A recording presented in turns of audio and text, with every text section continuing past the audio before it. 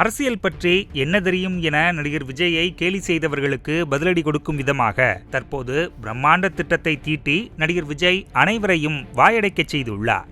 நடிகர் விஜயின் அரசியல் வருகை குறித்து அரசியல் தலைவர்கள் மேம்போக்கான கருத்துக்களை தெரிவித்து வருகின்றனர். விஜயின் அரசியல் வருகையை பொருட்டாக மதிக்காதவர்களுக்கு தற்போது விஜயின் செயல் அச்சத்தை ஏற்படுத்தி இருக்கிறது. அவர் தனது கட்சி பெயரை அறிவித்தவுடனே 24 மணி நேரத்தில் 1 கோடி பேரை கட்சியில் சேர்ப்பதற்கு திட்டமிட்டிருக்கிறார். இந்த திட்டத்தின் மூலம் விஜய் அரசியல்வாதி ஆவதற்கு சரியான முன்னெடுப்பை எடுத்துள்ளதாக அவரது ரசிகர்கள் கூறி வருகின்றனர்.